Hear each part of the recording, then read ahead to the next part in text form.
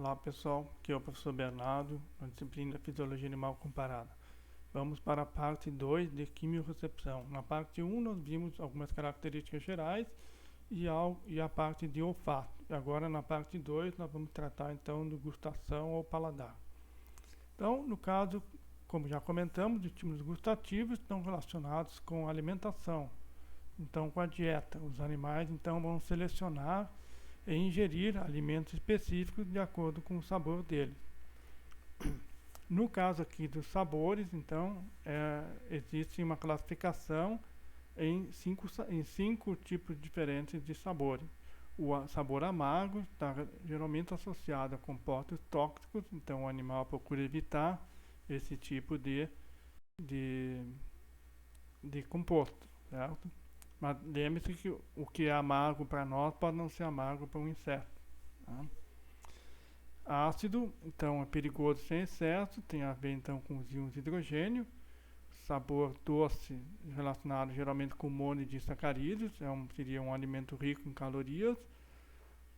A sensação de salgado geralmente está relacionada com o controle de balanço hídrico, vai ingerir mais ou menos sais de acordo com a necessidade. E esse outro sabor aqui chamado de umami, ele seria percebido, digamos, o padrão seria o glutamato, né? E que ele é liberado durante a hidrólise de proteínas. Então está relacionado com a parte de proteína.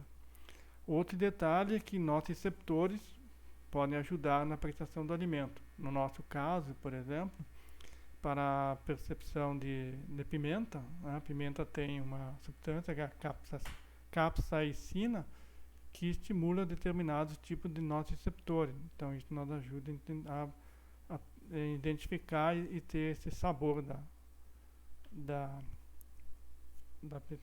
por exemplo, vamos ver, por exemplo, nas galinhas, as galinhas não têm receptor para capsaicina, que nem nós temos. Então pode dar pimenta para elas que elas não têm aquela sensação de ardor que nem nós temos. Bem, aqui nós temos um exemplo de um receptor gustativo de insetos. Tá? Então vejam aqui, é muito semelhante ao do olfato. Tá? Temos aqui células quimiosensoriais. Tá? Aqui então são as células que tem então um cílio aqui, um dendrito, e aqui um poro por onde vai entrar essa substância que vai ativar esses cílios aqui. Tá? Aqui do lado tem alguns outros tipos de células tormógenas, que secretam um fluido extracelular, e as células tricógenas, que ajudam no suporte. E aqui temos também célula mecanorreceptora dentro do conjunto todo. Bem, os insetos, então, as estruturas sensoriais são geralmente pelos gustativos, são distribuídos em várias partes do corpo. Tá? Vai variar segundo a espécie. Então, por exemplo, moscas, borboletas e mariposas tem nas partes bucais, mas tem também nos tarsos, nas patas. Então, quando uma mosca, por exemplo, fica pisando em cima da comida, não é que ela quer esculhambar com a comida, ela quer simplesmente provar, ver o que é aquilo ali, né? Então, vai com as patas ali, estão os pelos para ver qual é o sabor, né? Abelhas e formigas têm a sensação nas antenas. Bem, os gafanhotos, por exemplo, o que eles fazem? Geralmente eles comem plantas do mesmo gênero. Então porque tem mesmo gênero, teoricamente, em princípio, teriam composição química semelhante, então os animais vão ingerir aquilo ali, não? Agora, o besouro da batata, ele come folhas da batata, né? Mas ele não come outras solanáceas que têm um sabor amargo, como o fumo, que tem a nicotina, e o tomate, que tem o glicosídeo e tomatina. Então, no caso do besouro, esses dois compostos aqui têm um sabor amargo para ele. Agora, já a lagarta do fumo, ela come as folhas do fumo e de tomate, mas evita a da batata. Então, tem uma percepção diferente do sabor. Né? De um modo geral, o animal, quando está em jejum, o limiar para a substância diminui. Então, aumenta a sensibilidade. Principalmente para substâncias doces, porque as substâncias doces estão relacionadas com calorias, com energia. Tá? Então, mesmo fontes que tenham uma baixa quantidade de nutrientes serão ingeridas na tentativa de conseguir algum tipo de nutriente. Tá? E lembrando que os substâncias que parecem doces para nós podem não ser para os insetos. Tá? Então, varia de acordo com o animal. Quimioreceptores em outros invertebrados. Então, alguns exemplos aqui. Os receptores têm formato semelhante ao que nós vimos, né? São localizados em vários locais, depende da espécie. Então, por exemplo, na sanguessuga, na porção dorsal da boca, nos gastrópodes, nos tentáculos cefálicos, os frágios, rinóforo, nos cefalópodes, nos tentáculos, tá? E nos artrópodes, pelos em geral, e antênulos, no caso dos crustáceos. Vertebrados. No caso de vertebrados, então, na boca, né? Muitos, vai ser no caso aqui, mamíferos da língua, né? Tá? No caso dos peixes, a língua não é móvel, então a percepção já não é tão importante assim, mas ajuda, né? Então a saliva tem substâncias, certo? E essas substâncias, elas se dissolvem na saliva, vão para o poro e vão ativar então células gustativas que esse sinal é enviado pelos neurônios.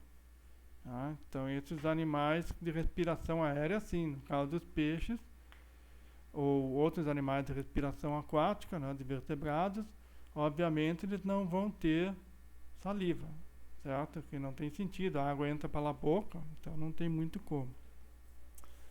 E aqui no caso dos mamíferos, então, temos aqui diferentes tipos de calículos gustatórios, né, ou papilas, né? Então aqui papila circunvalada, folhada, fungiforme, certo? Em diferentes localizações aqui. E aqui o formato, certo? Ó, das papilas circunvalada, folhada e fungiforme. E aqui os calículos gustatórios, tá? Que aparecem aqui, ó, nesse corte histológico. E aqui eles estão ampliados, certo? Aqui numa papila fungiforme, certo? E aqui o botão gustativo, certo? Então aqui tem a célula gustativa, vejo que tem cílios aqui, ou microvelocidades, né? E um poro por onde vai passar a substância para se ligar nisso aí, certo? Então vejo que digamos, o formato é semelhante, né? Uma célula e aqui os cílios, que nem a gente viu na parte olfativa. Então, nos peixes não há o poro apical, né? O botão pode se localizar na faringe e mesmo na superfície corporal, especialmente nas barbas, nas barbelas, por exemplo, nos bagres, né? E os números de botões não estão relacionados com a sensibilidade. Então, por exemplo, o catfish americano, 90% dos botões gustativos estão na superfície do corpo. Então, na superfície para detecção de presas de alimento, não é dentro da boca, é na superfície do corpo, no epitélio. No caso dos mamíferos, existem 3 tipos de receptores de paladar. Então, aqui, ó, para o salgado é o tipo 1, para o doce, umami amargo é o tipo 2, e para o ácido ou azedo o tipo 3. E aqui vemos aqui, ó, a percepção geralmente agradável para esses 3 aqui e aversivo para amargo e ácido. Aqui temos um outro desenho mostrando então a célula receptora, certo? Aqui do tipo 3, o poro gustatório e as microvelocidades aqui, os cílios, né? E aqui temos o neurônio que vai levar essa informação gustativa após ser percebida pela célula gustativa. No caso do sabor salgado, como é que vai ser a percepção? Basicamente é o quê? A substância salgada vai ter o quê? Vai ter um sal. No caso do sódio, principalmente, né, que seria o principal agente para dar essa sensação de salgado, ele simplesmente vai fazer o quê? Vai se difundir, existem aqui canais de sódio, certo? Que estão relativamente abertos, e aí quando tem sódio no alimento, o sódio entra por aqui e polarizar a célula.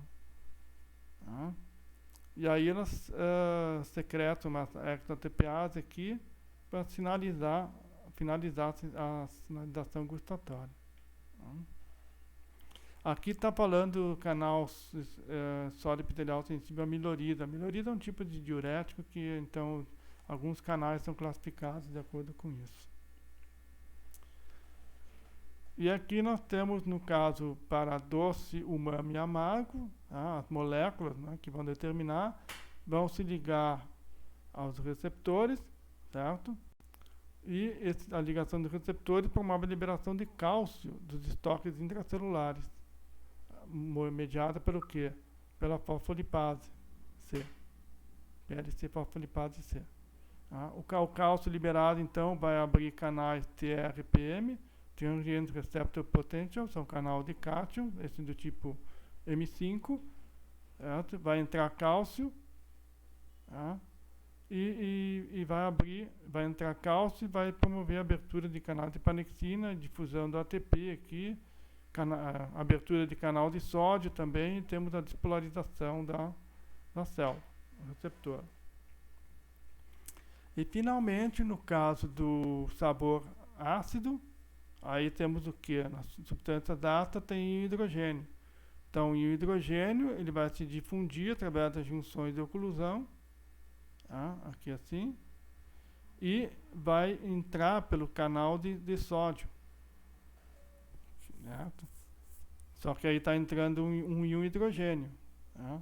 O hidrogênio vai fazer o quê? Vai inibir canal de potássio, aquele canal que dá o potencial de repouso da célula, aí ele é fechado, menos íon positivo entra, a célula tende a se polarizar.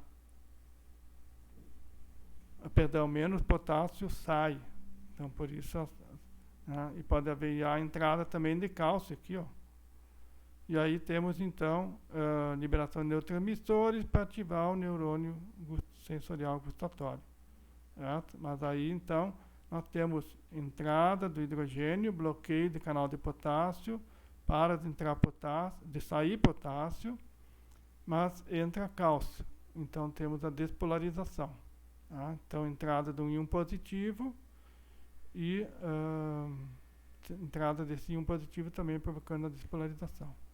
Certo? Então, ao contrário do que nós vimos no olfato, aqui existem sabores determinados e aqui está relacionado com a alimentação. E o olfato também tem a ver com busca de alimento, mas tem a ver com outras coisas também, feromônios, etc., né? Localização para reprodução. E não tem sabores ou aromas específicos, que nem tem no caso da gustação.